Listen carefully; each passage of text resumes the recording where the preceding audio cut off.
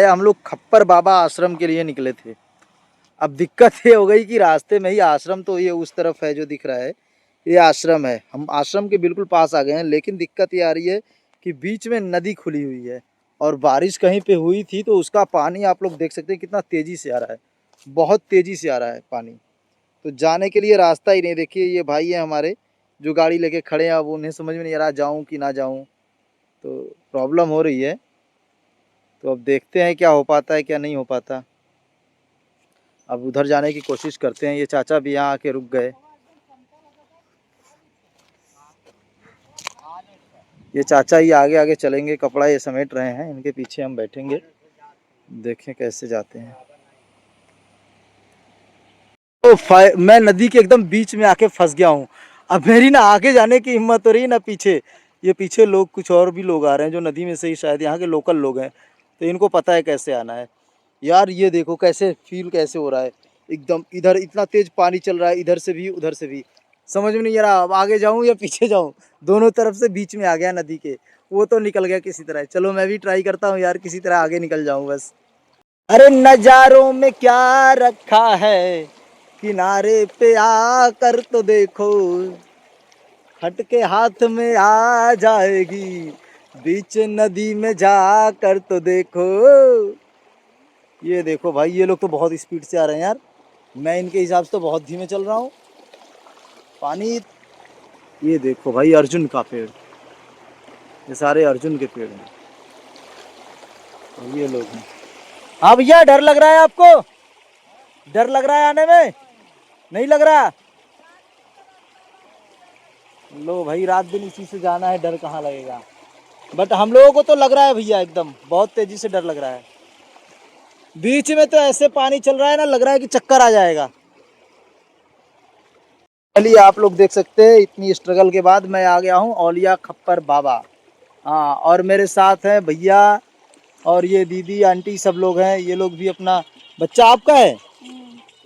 ये बच्चे को लेकर जाते हैं नदी में, डर नहीं लगता आपको? अच्छा, तो ये आपका, आप लोगों का घर इधर ही पास में है क्या? अच्छा, सही है फिर। तो ये हम फाइनली आ गए आश्रम पे। ये रहा हमारा आश्रम। आश्रम का गेट पता नहीं खुला है नहीं खुला है, अभी जा भी पाएंगे कि नहीं, पर हमने इतनी बड़ी नदी पार की है भाई यहाँ आने के लिए। आप देख सकते हो कैसे पानी चल रहा है, और इस पानी में से चल के आए हम लोग। हाँ, संभाजी महाराज की तरह हमने हिम्मत दिखाई है आज। हाँ उपेंद्र भाई? बिल्कुल बिल्कुल। और अब देखो उपेंद्र भाई क्या खा रहे हैं हमारे, है ना, बरगद की लताएं। हाँ, कहाँ गेट पे से? आगे से? अच्छा चलिए ठीक है, आगे से चले जाएंगे भाई, जब इतना पार कर गए तो थोड़ा और पार कर लेंगे। आगे से चलते हैं अब भाई। चाचा भी आ चुके हैं इस पार, और ये चाचा का मुर्गा। मुर्गी कहाँ गई आपकी? हाँ, अच्छा, मुर्गी को इसमें छुपा दिए हैं।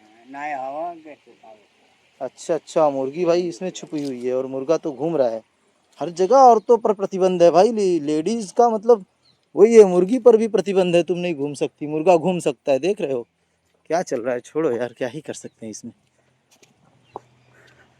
हाँ ये देखो, ये है, इतना बड़ा आश्रम है यार, इतना बीच जंगल में। मुझे लगा कोई पुजारी बाबा अपना छोटा मोटा आश्रम बना के रह रहे होंगे ऐवे ही, है ना, संघर्ष का जीवन। लेकिन यहाँ तो बहुत ज़्यादा मतलब वो है। भाइयों फाइनली हम आ गए हैं खप्पर बाबा आश्रम के गेट पे। आप देख सकते हैं यहाँ पे सीसी कैमरा भी लगा हुआ है, तो बहुत अच्छी बात है कि सेफ्टी भी है यहाँ पे। ये श्री परमहंस खप्पर बाबा महाराज जी हैं, है ना। ये आप एड्रेस देख सकते हो, आप भी यहाँ आ सकते हो घूमने फिरने आश्रम में। तो ये आश्रम है हमारा। तो यहाँ से हम कैसे जा सकते हैं अभी देखते हैं, क्योंकि गेट में तो ताला बंद है आई थिंक अंदर से। तो किसी को कैसे बुलाया जाए कुछ पता भी नहीं है, मगर बाहर से तो कुछ ऐसा दिख रहा है आश्रम, अंदर से। प्रणाम बाबा जी। देख सकते हैं कितना सुंदर आश्रम है। ऐसा आश्रम तो होना ही चाहिए, ये सनातन धर्म के लिए इतना तो होना ही चाहिए। और ये साधु संतों ने मिलके बनाया हुआ है, बसाया हुआ है इनका ये आश्रम। कई सालों से, कई पीढ़ियों से साधु संत इसमें आते हैं, जुड़ते हैं, काम करते हैं। अब देखिए हमें प्रसाद में क्या मिला, हमें लड्डू मिले हैं प्रसाद के, है ना। हम दोनों भाई लोग लड्डू खा रहे हैं प्रसाद के। और अभी यहाँ पे हैं हम लोग, तो ये आश्रम में हैं अभी। हालांकि अभी महाराज जी गए हुए हैं, जो मुख्य महाराज जी हैं वो कुछ कार्य करेंगे, पूजा पाठ में कहीं व्यस्त होंगे। जैसे ही वो फ्री होते हैं उसके बाद हम लोग उनसे मिलते हैं, बात करते हैं, फिर आपको दिखाते हैं क्या है मठ में, क्या चल रहा है यहाँ पे, कैसे किस तरह से साधु संत त्याग तपस्या कर रहे हैं यहाँ पे। उसमें कोई दिक्कत नहीं, उस चीज़ से हमें या और किसी को कोई वो नहीं है। लेकिन कुछ लोग सनातन को समझ नहीं रहे हैं, सिर्फ दूसरों के मुंह से सुन के चल रहे हैं। तो मेरा ये सवाल है कि सनातन सच में क्या है। एक योगी आपकी तरह, एक महात्मा ही शायद उस चीज़ को बता सकता है, उस चीज़ को समझा सकता है लोगों को कि सच में सनातन क्या है। अब इतना आप बताए कि हम ये मंचन किए सब जी। सनातन का जी सनातन का वीडियो बनाया है, तो हम भी तो यही पूछने वाले थे, हमको बताओ कि सनातन है क्या, इसके प्रचार किया। जो महाभारत का ही हिस्सा है, महारथी कर्ण के विषय में, कर्ण थे महारथी कर्ण, तो उनके विषय में, तो उसमें तो सनातन दिखाया गया है जो न्याय के पक्ष में हो, जो न्याय के पक्ष में हो, अन्याय के विरुद्ध में हो। क्योंकि अन्याय के विरुद्ध होना ही अपने आप में न्याय के पक्ष में है ना। तो वो चीज़ हो जिस तरह से लोग अपने धर्म को बचाने के, जैसे भीष्म पितामह और अपने गुरु द्रोण, ये लोग महारथी कर्ण, ये लोग अन्याय के पक्ष में खड़े थे, क्योंकि ये लोगों ने एक प्रण लिया था, एक इनका अपना एक वचन था, एक ये धर्म मान के चलते थे कि मुझे इस राज्य के लिए, इनके लिए ही, इस राज्य के लिए ही हमें सब कुछ करना है। चाहे गद्दी पे कोई दुर्योधन बैठा हो, धृतराष्ट्र बैठे हों, पांडव बैठे हों, कोई भी बैठा हो। तो क्या हुआ उसमें कि फिर महाभारत के आखिरी में श्री कृष्ण ने एक चीज़ बताई कि जब समूचा भवन गिर रहा हो, सारा भवन गिर रहा हो, तो आप सिर्फ द्वार पकड़ के नहीं खड़े रह सकते। जब पूरे धर्म का विनाश हो रहा हो, जब स्त्री का अपमान हुआ, जब लोगों के साथ अन्याय हो रहा है, पांडवों के साथ अन्याय हो रहा है, तब आप अपने कहे हुए, अपने माने हुए धर्म को लेके चल रहे हैं। अन्याय आपको नहीं दिख रहा कि आपके धर्म की, आप अपने धर्म को मान रहे हैं, उसकी वजह से कितना अन्याय हो रहा है। तो आप अगर इस चीज़ को नहीं समझ रहे हैं तो आप अधर्मी हैं एक तरह से। तो सनातन की कुछ न कुछ परिभाषा इसी तरह से रही है कि जो समाज के लिए, लोगों के लिए, संसार के लिए जो सही हो, जो उचित हो, उसके लिए अपने आप को भी त्याग देना। शायद कहीं न कहीं वही है सनातन। मुझे ऐसा लगता है, मुझे ज़्यादा जानकारी देखिए नहीं है, वो तो मैंने पहले ही आपसे कहा था। तो ये वीडियो बनाने से पहले किसी हाँ। समर्थ पुरुष संत भगवान के चरणों बैठकर की जानकारी तो कर लो सनातन है क्या। जी। ये वीडियो तुम लोग के कमाने का जरिया बन गया है। जी। पहले किसी समर्थ पुरुष के सानिध्य में बैठ ये वीडियो वायरल करना जो कह रहे हैं। हाँ जी, बिल्कुल ये वीडियो संत के शरण में बैठ जी। उससे सनातन की शिक्षा लो। सनातन है क्या? सनातन सदा से है, सदा रहेगा। लेकिन इसका विस्तार से वर्णन नहीं करेगा। धन कमाने की जरूरत है, धन की जरूरत है, लेकिन अनाप शनाप विषयों को लेकर तुम लोग मोबाइल घूम रहे हो। हम तो तुमसे इतना बात भी कर रहे हैं, मैं तो लोग आते हैं भगा देते। नहीं, ऐसा नहीं है कि सिर्फ कमाने का जरिया है। क्या है जरिया तू बताओ। धर्म के लिए मतलब तो धर्म का पहले ज्ञान तो कर लो जी, सनातन के बारे में जानकारी तो कर लो। सनातन बहुत और बहुत सूक्ष्म है, इसीलिए इसको जानना समझना बहुत कठिन है।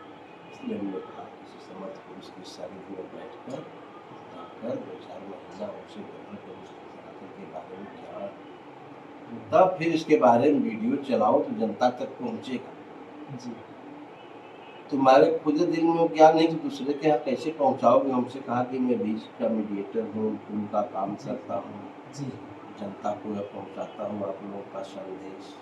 हाँ जी, वो तो मैंने कहा तो उसका ज्ञान कर लो। हाँ, अगर तुम्हारे पास ज्ञान हो जाएगा तुम्हारा ज्ञान दूसरे को मिल जाएगा। तुम्हारे पास तो खुद ज्ञान नहीं है। सही कह रहे हैं आप, स्पष्ट ज्ञान नहीं है। हाँ, तो इसको यहाँ वहाँ फैलाने का मतलब अपना क्या कहते हैं वो फॉलोवर इकट्ठा करना है, ये सब धन कमाओ लेकिन ईमानदारी के बाद। ईमानदारी नहीं है तुम लोग का जो आजकल मोबाइल वीडियो क्या क्या सब चल रहा है। नहीं, मैं कुछ एक शब्द बस कहना था कि मुझे दरअसल इस तरह से समझाने वाला भी कोई नहीं मिला था।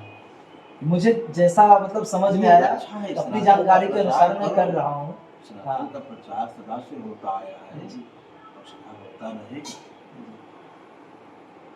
इसलिए भगवान तुमसे भी एक कार्य कराना चाहता हूँ, प्रचार करो लेकिन संपूर्ण ज्ञान तो पहले करो, सही कह रहे हैं। संपूर्ण जानकारी ले लो उसके बारे में। वो जानकारी तुम्हें किताब से, किसी लेखक से नहीं मिलेगा, सनातन किसी पुस्तक में कैद नहीं है, ये हमारे संत भगवान के हृदय में कैद है, दिल में कैद है, उनके दिमाग में।